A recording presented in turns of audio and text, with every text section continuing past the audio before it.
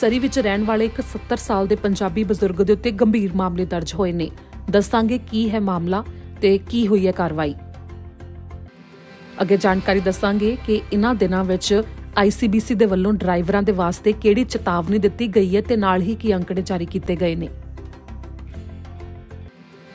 Canada ਸਰਕਾਰ ਨੇ plastic ਦੇ ਵਿੱਚ ਕਿਹੜੀਆਂ ਚੀਜ਼ਾਂ ਨੂੰ ਬੈਨ ਕਰਨ ਦੇ ਵਾਸਤੇ ਤਾਜ਼ਾ ਐਲਾਨ ਕਰ ਦਿੱਤਾ, ਉਸ ਦੇ ਬਾਰੇ ਵੀ ਜਾਣਕਾਰੀ ਦੇਵਾਂਗੇ। ਬ੍ਰਿਟਿਸ਼ ਕੋਲੰਬੀਆ ਦੇ ਵਿੱਚ ਮਾਨਸਿਕ ਸਿਹਤ ਨੂੰ ਮੁੱਖ ਰੱਖਦੇ ਹੋਏ ਕੀ ਖਾਸ ਤੌਰ ਦੇ ਉੱਤੇ ਬਿਆਨ ਜਾਰੀ ਕੀਤਾ ਗਿਆ ਸਰਕਾਰ ਦੇ ਵੱਲੋਂ ਤੇ ਨਾਲ ਹੀ ਪ੍ਰੋਗਰਾਮਸ ਦੇ ਬਾਰੇ ਜੋ ਦੱਸਿਆ ਗਿਆ ਉਸ ਦੇ ਬਾਰੇ ਦੇਵਾਂਗੇ ਜਾਣਕਾਰੀ। ਕੈਨੇਡਾ ਸਰਕਾਰ ਦੇ ਵੱਲੋਂ ਹੋਰ ਨੌਕਰੀਆਂ ਦੇ ਵਾਸਤੇ ਮੌਕੇ ਪੈਦਾ ਕਰਨ ਦੇ ਲਈ ਦਾਅਵਾ ਕਰਦੇ ਹੋਏ ਸਮਰ ਜੌਬਸ ਪ੍ਰੋਗਰਾਮ ਦੇ ਲਈ ਅਰਜ਼ੀਆਂ ਖੋਲ੍ਹ ਦਿੱਤੀਆਂ ਗਈਆਂ ਨੇ। ਇਸ ਦੇ ਵਾਸਤੇ ਹੁਣ ਅਪਲਾਈ ਕੀਤਾ ਜਾ ਸਕਦਾ ਹੈ। ਸਰੀ ਵਿੱਚ ਇੱਕ ਲੁੱਟ ਦਾ ਮਾਮਲਾ ਸਾਹਮਣੇ ਆਇਆ, ਉਸ ਦੇ ਬਾਰੇ ਦੇਵਾਂਗੇ ਜਾਣਕਾਰੀ।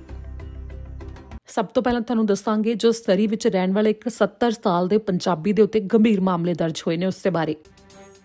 ਸਰੀ ਦੇ ਰਹਿਣ ਵਾਲੇ ਇੱਕ ਵਿਅਕਤੀ ਦੇ ਉੱਤੇ ਚਾਈਲਡ ਪੋਰਨੋਗ੍ਰਾਫੀ ਦੇ ਮਾਮਲੇ ਦਰਜ ਹੋਏ ਨੇ। ਸਰੀ RCMP ਨੇ ਮਾਮਲੇ ਦੀ ਜਾਂਚ ਦਿੱਤੀ ਹੈ ਕਿ 20 ਮਹੀਨੇ ਵਾਸਤੇ ਇਸ ਦੇ ਉੱਤੇ ਪੂਰੀ ਜਾਂਚ ਕੀਤੀ ਗਈ, ਜਿਸ ਤੋਂ ਬਾਅਦ ਇਹ ਮਾਮਲੇ ਦਰਜ ਹੋਏ। ਮਾਰਚ 2020 ਨੂੰ BC ਇੰਟੀਗ੍ਰੇਟਿਡ ਚਾਈਲਡ ਐਕਸਪਲੋਟੇਸ਼ਨ ਯੂਨਿਟ ਦੇ ਵੱਲੋਂ ਆਨਲਾਈਨ ਇੱਕ ਜਾਂਚ ਕੀਤੀ ਜਾ ਰਹੀ ਸੀ, ਜਿਸ ਤੋਂ ਬਾਅਦ ਉਹਨਾਂ ਨੇ ਪਾਇਆ ਕਿ ਸੰਤ ਮੰਗਟ ਨਾਮਕ ਵਿਅਕਤੀ ਉਸ ਦੇ ਉੱਤੇ ਉਹਨਾਂ ਨੂੰ ਸ਼ੱਕ ਹੋਇਆ, ਜਿਸ ਮਾਮਲੇ ਦੀ ਜਾਂਚ ਉਹਨਾਂ ਨੇ ਸ਼ੁਰੂ ਕਰ ਦਿੱਤੀ ਤੇ ਉਸ ਜਾਂਚ ਨੂੰ ਜਦੋਂ ਅਧਿਕਾਰੀਆਂ ਨੂੰ ਸੌਂਪਿਆ ਗਿਆ ਤਾਂ ਦਸੰਬਰ 13, 2021 ਨੂੰ 70 ਸਾਲ ਦੇ ਸੰਤ ਮੰਗਟ ਨਾਮਕ ਵਿਅਕਤੀ ਜੋ ਕਿ ਸਰੀ ਦਾ ਰਹਿਣ ਵਾਲਾ ਹੈ ਉਸ ਦੇ ਉੱਤੇ ਮਾਮਲੇ ਦਰਜ ਹੋ ਗਏ, ਜਿਸ ਦੇ ਉੱਤੇ ਇੱਕ ਮਾਮਲਾ ਟੈਲੀਕਮਿਊਨੀਕੇਟ ਯਾਨੀ ਕਿ ਆਨਲਾਈਨ 16 ਸਾਲ ਤੋਂ ਘੱਟ ਉਮਰ ਦੇ ਬੱਚਿਆਂ ਨੂੰ ਭਰਮਾਉਣ ਤੇ ਨਾਲ ਹੀ ਇੱਕ ਮਾਮਲਾ ਚਾਈਲਡ ਪੋਰਨੋਗ੍ਰਾਫੀ ਦੇ ਸੰਬੰਧਿਤ ਦਰਜ ਹੋਇਆ ਹੈ, ਜਿਸ ਦੇ ਵਿੱਚ ਪਹਿਲਾਂ ਤਾਂ ਉਸ ਨੂੰ ਗ੍ਰਿਫਤਾਰ ਕਰ ਲਿਆ ਗਿਆ ਦਸੰਬਰ 15, 2021 ਨੂੰ ਤੇ ਫਿਰ ਉਸ ਨੂੰ ਕਾਫੀ ਸ਼ਰਤਾਂ ਦੇ ਆਧਾਰ ਦੇ ਉੱਤੇ ਛੱਡਿਆ ਗਿਆ ਹੈ। ਹੁਣ ਇਹ ਹੈ ਕਿ ਉਹ ਕਿਸੇ ਵੀ 16 ਸਾਲ ਜਾਂ ਇਸ ਤੋਂ ਘੱਟ ਉਮਰ ਦੇ ਬੱਚੇ ਦੇ ਨਾਲ ਕੋਈ ਸੰਬੰਧ ਨਹੀਂ ਬਣਾ ਸਕਦਾ। ਨਾਲ ਹੀ ਇਹ ਵੀ ਹੈ ਕਿ ਉਹ ਕੰਪਿਊਟਰ ਦੇ ਉੱਤੇ ਇੰਟਰਨੈਟ ਨੂੰ ਨਹੀਂ ਚਲਾ ਸਕਦਾ, ਸਿਰਫ ਕੁਝ ਕੰਮਾਂ ਦੇ ਵਾਸਤੇ ਛੋਟ ਹੋਵੇਗੀ। ਜਨਤਕ ਤੌਰ ਦੇ ਉੱਤੇ ਕਿਸੇ ਵੀ ਪਾਰਕ ਵਿੱਚ ਜਾਂ ਫਿਰ ਕਿਸੇ ਵੀ ਸਵਿਮਿੰਗ ਵਾਲੇ ਖੇਤਰ ਵਿੱਚ ਜਾਂ ਕਿਸੇ ਡੇ ਕੇਅਰ ਸੈਂਟਰ 'ਚ ਜਾਂ ਕਿਸੇ ਸਕੂਲ ਦੇ ਗਰਾਊਂਡ ਵਿੱਚ ਉਹ ਨਹੀਂ ਜਾ ਸਕਦਾ। ਇਸ ਦੇ ਨਾਲ ਹੀ ਕਿਸੇ ਕਮਿਊਨਿਟੀ ਸੈਂਟਰ ਜਾਂ ਫਿਰ ਥੀਏਟਰ ਵਿੱਚ ਵੀ ਨਹੀਂ ਜਾ ਸਕਦਾ ਜਿੱਥੇ ਕਿ 16 ਸਾਲ ਜਾਂ ਉਸ ਤੋਂ ਘੱਟ ਉਮਰ ਦੇ ਬੱਚੇ ਮੌਜੂਦ ਹੋਣ। ਮੰਗਟ ਦੀ ਜਨਵਰੀ 4, 2022 ਨੂੰ ਸਰੀ ਦੇ ਪ੍ਰੋਵਿੰਸ਼ੀਅਲ ਕੋਰਟ ਵਿੱਚ ਪੇਸ਼ੀ ਹੋਣੀ ਹੈ। ਅੱਗੇ ਜਾਣਕਾਰੀ ਜੋ ICBC ਦੇ ਵੱਲੋਂ ਡਰਾਈਵਰਸ ਦੇ ਵਾਸਤੇ ਚੇਤਾਵਨੀ ਤੇ ਅੰਕੜੇ ਜਾਰੀ ਕੀਤੇ ਗਏ ਨੇ।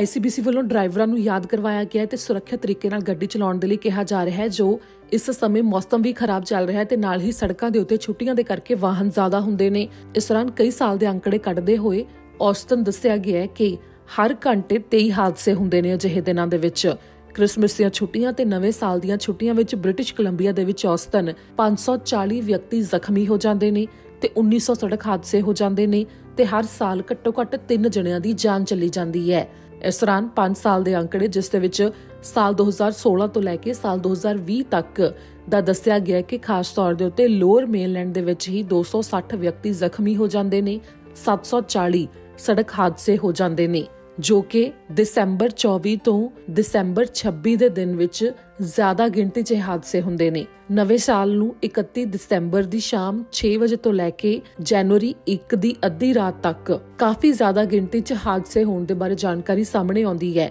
ICBC ਵੱਲੋਂ ਕਿਹਾ ਗਿਆ ਹੈ ਕਿ ਡਰਾਈਵਰ ਜੋ ਸੜਕੀ ਕਾਨੂੰਨ ਹੈ ਉਸ ਦੀ ਬਿਲਕੁਲ ਵੀ ਉਲੰਘਣਾ ਨਾ ਕਰਨ ਤੇ ਇਸ ਸਮੇਂ ਮੌਸਮ ਦੇ ਕਰਕੇ ਕਾਫੀ ਥਾਵਾਂ ਵਾਸਤੇ ਟਰੈਵਲ ਨੂੰ ਲੈ ਕੇ ਵੀ ਚੇਤਾਵਨੀ ਦਿੱਤੀ ਗਈ ਹੈ। ਉਸ ਚੇਤਾਵਨੀ ਨੂੰ ਵੀ ਦੇਖਿਆ ਜਾਵੇ ਤੇ ਸੜਕਾਂ ਦੇ ਹਾਲਾਤ ਨੂੰ ਵੀ ਦੇਖਿਆ ਜਾਵੇ ਜਦੋਂ ਵੀ ਟਰੈਵਲ ਕਰਨ ਦੇ ਵਾਸਤੇ ਨਿਕਲਣਾ ਹੈ। ICBC ਦਾ ਟੀਚਾ ਹੈ ਕਿ ਇਸ ਵਾਰ ਅਜਿਹੇ ਹਾਦਸਿਆਂ ਦੀ ਗਿਣਤੀ ਨੂੰ ਘੱਟ ਕੀਤਾ ਜਾਵੇ, ਜਿਸ ਕਰਕੇ ਡਰਾਈਵਰਾਂ ਨੂੰ ਜ਼ਿਆਦਾ ਤੋਂ ਜ਼ਿਆਦਾ ਚੌਕਸ ਕਰਨ ਦੀ ਕੋਸ਼ਿਸ਼ ਕੀਤੀ ਜਾ ਰਹੀ ਹੈ। ਡਰਾਈਵਰਾਂ ਦੇ ਵਾਸਤੇ ICBC ਦੇ ਵੱਲੋਂ ਪ੍ਰੋਗਰਾਮ ਵੀ ਸ਼ੁਰੂ ਕੀਤੇ ਗਏ ਕਈ, ਜੋ ਕਿ ਪਿਛਲੇ ਕੁਝ ਹਫ਼ਤਿਆਂ ਦੌਰਾਨ ਸੜਕਾਂ ਦੇ ਉੱਤੇ ਵੀ ਅਧਿਕਾਰੀਆਂ ਦੇ ਵੱਲੋਂ ਆ ਕੇ ਡਰਾਈਵਰਾਂ ਨੂੰ ਚੌਕਸ ਕੀਤਾ ਜਾ ਰਿਹਾ ਸੀ ਵੱਖੋ ਵੱਖਰੇ ਪ੍ਰੋਗਰਾਮ ਦੇ ਤਹਿਤ, ਜਿਸ ਦੇ ਵਿੱਚ ਖਾਸ ਤੌਰ ਦੇ ਉੱਤੇ ਕਿਹਾ ਜਾ ਰਿਹਾ ਹੈ ਕਿ ਜ਼ਿਆਦਾ ਤੋਂ ਜ਼ਿਆਦਾ ਕੋਸ਼ਿਸ਼ ਕੀਤੀ ਜਾਵੇ ਕਿ ਪਬਲਿਕ ਟਰਾਂਸਪੋਰਟ ਯਾਨੀ ਕਿ ਬੱਸਾਂ ਦੀ ਵਰਤੋਂ ਕੀਤੀ ਜਾਵੇ ਜਾਂ ਫਿਰ ਸ਼ੇਅਰਿੰਗ ਦੇ ਵਿੱਚ ਟੈਕਸੀ ਕੀਤੀ ਜਾਵੇ। ਜੇਕਰ ਹੋ ਸਕਦਾ ਹੈ ਤਾਂ ਹਰ ਕੰਮ ਦੇ ਵਾਸਤੇ ਗੱਡੀ ਨਾਲ ਲਿਜਾਈ ਜਾਵੇ। ਹੁਣ ਤੁਹਾਨੂੰ ਦੱਸਾਂਗੇ ਜੋ ਕੈਨੇਡਾ ਸਰਕਾਰ ਨੇ ਪਲਾਸਟਿਕ ਬੈਨ ਸੰਬੰਧੀ ਤਾਜ਼ਾ ਐਲਾਨ ਕੀਤਾ ਹੈ ਉਸ ਦੇ ਬਾਰੇ।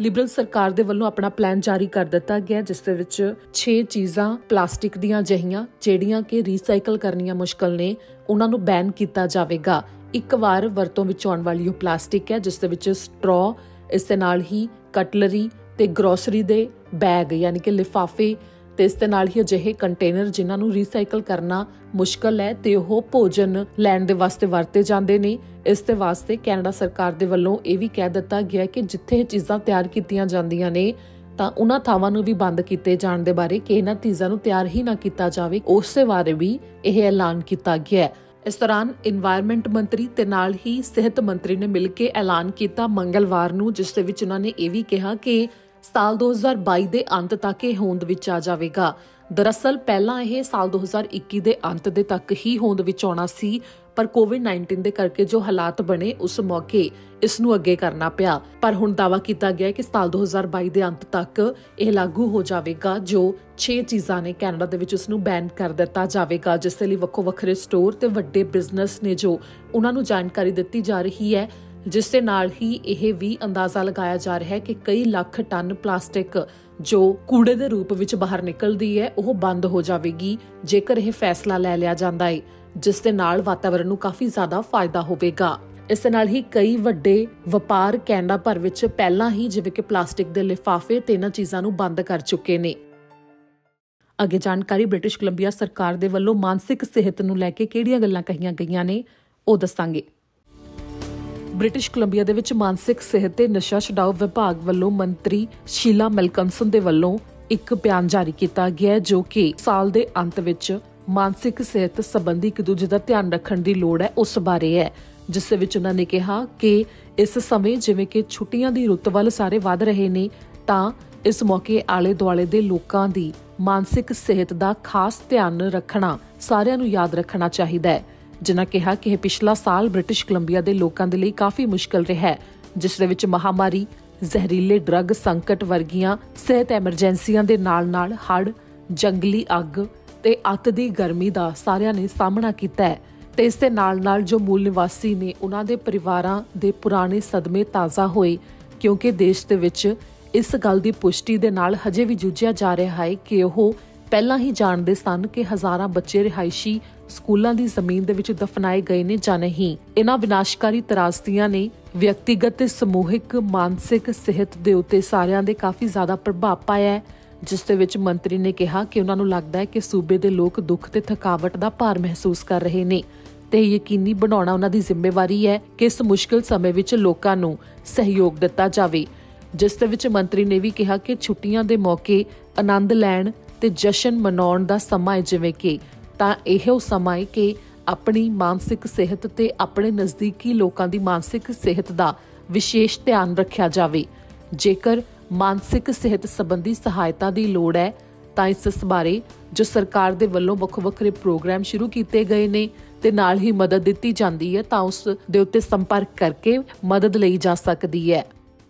ਕੈਨੇਡਾ ਸਰਕਾਰ ਦੇ ਵੱਲੋਂ ਨੌਜਵਾਨਾਂ ਦੇ ਲਈ ਨੌਕਰੀਆਂ ਦੇ ਮੌਕੇ ਪੈਦਾ ਕਰਨ ਦੇ ਵਾਸਤੇ ਜੋ ਸਮਰ ਜੌਬ ਪ੍ਰੋਗਰਾਮ ਹੈ ਉਸ ਦੇ ਲਈ ਅਰਜ਼ੀਆਂ ਖੋਲ੍ਹ ਦਿੱਤੀਆਂ ਗਈਆਂ ਨੇ। ਹੁਣ ਕੈਨੇਡਾ ਸਰਕਾਰ ਨੇ ਜਾਣਕਾਰੀ ਦਿੱਤੀ ਹੈ ਕਿ ਹੁਣ ਸਮਰ ਜੌਬਸ ਪ੍ਰੋਗਰਾਮ ਵਾਸਤੇ ਅਰਜ਼ੀਆਂ ਖੁੱਲ੍ਹ ਗਈਆਂ ਨੇ। 25 ਜਨਵਰੀ 2022 ਤੱਕ ਇਸ ਦੇ ਲਈ ਰਜਿਸਟਰ ਕੀਤਾ ਜਾ ਸਕਦਾ ਹੈ। ਕੈਨੇਡਾ ਸਮਰ ਜੌਬਸ ਪ੍ਰੋਗਰਾਮ ਜਿਸ ਦੇ ਵਿੱਚ ਵੱਖੋ ਵੱਖਰੇ EMPLOYERS ਨੂੰ ਮੌਕਾ ਮਿਲਦਾ ਹੈ ਕਾਮਿਆਂ ਨੂੰ ਰੱਖਣ ਦੇ ਵਾਸਤੇ, ਜਿਸ ਦੇ ਵਿੱਚ ਕਾਫੀ ਗਿਣਤੀ ਵਿੱਚ ਨੌਜਵਾਨਾਂ ਦੇ ਵਾਸਤੇ ਰੋਜ਼ਗਾਰ ਲਿਆਉਣ ਦੇ ਵਿੱਚ ਵੀ ਫਾਇਦਾ ਹੁੰਦਾ ਹੈ। ਛੋਟੇ ਵਪਾਰ ਨੇ ਜੋ ਇਸ ਪ੍ਰੋਗਰਾਮ ਵਿੱਚ ਉਹਨਾਂ ਨੂੰ ਪਹਿਲ ਦੇ ਆਧਾਰ ਦੇ ਉੱਤੇ ਰੱਖਿਆ ਜਾ ਰਿਹਾ ਹੈ, ਜਿਸ ਦੇ ਵਿੱਚ ਟੀਚਾ ਮਿਥਿਆ ਗਿਆ ਹੈ ਕਿ 1 ਲੱਖ ਤੱਕ ਫੁੱਲ ਟਾਈਮ ਗਰਮੀਆਂ ਦੇ ਵਾਸਤੇ ਨੌਕਰੀਆਂ ਦੇ ਲਈ ਮੌਕੇ ਕੈਨੇਡਾ ਵਾਸੀਆਂ ਨੂੰ ਦਿੱਤੇ ਜਾਣਗੇ, ਜੋ ਕਿ ਦੱਸਿਆ ਗਿਆ ਹੈ ਕਿ ਮਹਾਮਾਰੀ ਦੇ ਸਮੇਂ ਤੋਂ ਪਹਿਲਾਂ ਵਾਲੇ ਸਾਲ ਦੀ ਤੁਲਨਾ ਮੁਤਾਬਕ 40% ਤੱਕ ਦਾ ਵਾਧਾ ਵੀ ਇਸ ਵਾਰ ਹੋਵੇਗਾ। ਇਸ ਦੇ ਵਿੱਚ ਇਹ ਹੈ ਕਿ ਜਿਨ੍ਹਾਂ ਦੇ ਵੱਲੋਂ ਇਸ ਸਮੇਂ ਐਪਲੀਕੇਸ਼ਨਸ ਨੂੰ ਭਰ ਦਿੱਤਾ ਜਾਵੇਗਾ, ਸਰਵਿਸ ਕੈਨੇਡਾ ਦੇ ਵੱਲੋਂ ਉਹਨਾਂ ਨੂੰ ਜਾਣਕਾਰੀ ਦਿੱਤੀ ਜਾਵੇਗੀ ਅਪ੍ਰੈਲ 2022 ਦੀ ਸ਼ੁਰੂਆਤ ਦੇ ਵਿੱਚ ਉਹਨਾਂ ਦੀ ਅਰਜ਼ੀ ਦੇ ਬਾਰੇ, ਜਿਸ ਦੇ ਵਿੱਚ ਜਿਹੜੇ ਵੀ EMPLOYER ਇਸ ਦੇ ਵਾਸਤੇ ਅਪਰੂਵ ਹੋ ਜਾਣਗੇ ਉਹਨਾਂ ਨੂੰ ਫੰਡਿੰਗ ਮਿਲੇਗੀ। Canada summer jobs EMPLOYERS approved for funding, ਇਸ ਦੇ ਬਾਰੇ ਜਦੋਂ ਉਹ ਅੱਗੇ ਫਾਰਮ ਦੇਖਣਗੇ ਤਾਂ ਸੂਚੀ ਵਿੱਚ ਦੇਖਿਆ ਜਾ ਸਕੇਗਾ ਕਿ ਕਿਹੜੇ EMPLOYER ਇਸ ਫੰਡਿੰਗ ਦੇ ਵਾਸਤੇ ਅਪਰੂਵ ਹੋਏ ਨੇ। ਜਿਸ ਦੇ ਵਿੱਚ ਇਹ ਵੀ ਹੈ ਕਿ ਜੌਬ ਬੈਂਕ ਦੇ ਉੱਤੇ ਵੀ ਅਜਿਹੇ EMPLOYERS ਦਾ ਵਿਗਿਆਪਨ ਚੱਲਿਆ ਜਾਵੇਗਾ ਜਿਨ੍ਹਾਂ ਨੂੰ ਕਾਮਿਆਂ ਦੀ ਲੋੜ ਹੈ, ਜਿਸ ਦੇ ਨਾਲ ਅੱਗੇ ਨੌਜਵਾਨ ਇਹਨਾਂ ਨੌਕਰੀਆਂ ਦੇ ਵਾਸਤੇ ਅਪਲਾਈ ਕਰ ਸਕਣਗੇ ਤੇ ਇਹਨਾਂ ਨੂੰ ਕੰਮ ਮਿਲ ਸਕੇਗਾ। ਅੱਗੇ ਜਾਣਕਾਰੀ ਜੋ ਸਰੀ ਦੇ ਵਿੱਚ ਲੁੱਟ ਦਾ ਮਾਮਲਾ ਸਾਹਮਣੇ ਆਇਆ ਉਸ ਦੇ ਬਾਰੇ ਦੱਸਾਂਗੇ। ਸਾਊਥ ਸਰੀ ਦੇ ਵਿੱਚ ਇੱਕ ਸੀਕੇ ਦੇ ਸ਼ੋਰੂਮ ਵਿੱਚ ਲੁੱਟ ਦਾ ਮਾਮਲਾ ਸਾਹਮਣੇ ਆਇਆ ਹੈ। ਸਰੀ ਆਰਸੀਐਮਪੀ ਨੇ ਇਸ ਮਾਮਲੇ ਵਿੱਚ ਸਹਿਯੋਗ ਦੀ ਮੰਗ ਕੀਤੀ ਹੈ ਕਿ ਜੇਕਰ ਕਿਸੇ ਨੇ ਵੀ ਸ਼ੱਕੀ ਦੇ ਵਾਹਨ ਨੂੰ ਦੇਖਿਆ ਹੋਵੇ ਤਾਂ ਉਸ ਦੇ ਬਾਰੇ ਪੁਲਿਸ ਨੂੰ ਦੱਸਿਆ ਜਾਵੇ। ਮਾਰਗਨ ਕ੍ਰਾਸਿੰਗ ਦੇ ਉੱਤੇ ਇਹ ਸੀਕੇ ਦਾ ਸ਼ੋਰੂਮ ਹੈ ਸਾਊਥ ਸਰੀ ਦੇ ਵਿੱਚ, ਜਿੱਥੇ ਕਿ ਇਹ ਮਾਮਲਾ ਸਾਹਮਣੇ ਆਇਆ ਹੈ। ਦਸੰਬਰ 21, 2021 ਨੂੰ ਸਵੇਰ ਦੇ 4:26 ਦਾ ਸਮਾਂ ਸੀ ਜਦੋਂ ਸਰੀ ਆਰਸੀਐਮਪੀ ਨੂੰ ਬੁਲਾਇਆ ਗਿਆ ਕਿ ਇੱਕ ਵਾਹਨ ਦੇ ਨਾਲ ਸ਼ੋਰੂਮ ਦੇ ਦਰਵਾਜ਼ੇ ਨੂੰ ਪਹਿਲਾਂ ਤੋੜਿਆ ਗਿਆ ਹੈ, ਜੋ ਕਿ 157 ਬਲਾਕ ਤੇ ਕ੍ਰੋਇਡਨ ਡਰਾਈਵ ਦੇ ਉੱਤੇ ਮੌਜੂਦ ਹੈ, ਜਿੱਥੇ ਕਿ ਸ਼ੱਕੀਆਂ ਦੇ ਵੱਲੋਂ ਅੰਦਰ ਜਾ ਕੇ ਸਮਾਨ ਚੁੱਕ ਲਿਆ ਗਿਆ, ਜਿਸ ਦੇ ਵਿੱਚ ਦੱਸਿਆ ਗਿਆ ਕਿ ਕਰੀਬ $5000 ਤੱਕ ਦਾ ਸਮਾਨ ਚੋਰੀ ਕੀਤਾ ਗਿਆ, ਜਿਸ ਤੋਂ ਬਾਅਦ ਉਹ ਮੌਕੇ ਤੋਂ ਫਰਾਰ ਹੋ ਗਏ ਗੱਡੀ ਲੈ ਕੇ, ਜੋ ਕਿ 2000 ਮਾਡਲ ਗ੍ਰੇ ਡੌਜ ਡਕੋਟਾ ਗੱਡੀ ਦੱਸੀ ਗਈ ਹੈ, ਜਿਸ ਦੀ ਲਾਇਸੈਂਸ ਪਲੇਟ ਦੇ ਬਾਰੇ ਹਜੇ ਜਾਣਕਾਰੀ ਨਹੀਂ ਮਿਲ ਸਕੀ ਹੈ। ਇਸ ਦੇ ਨਾਲ ਹੀ ਗੱਡੀ ਦੇ ਅੱਗੇ ਤੋਂ ਨੁਕਸਾਨ ਵੀ ਹੋਇਆ ਕਿਉਂਕਿ ਉਸ ਦੀ ਟੱਕਰ ਸ਼ੋਰੂਮ ਦੇ ਨਾਲ ਕੀਤੀ ਗਈ ਸੀ ਤਾਂ ਕਿ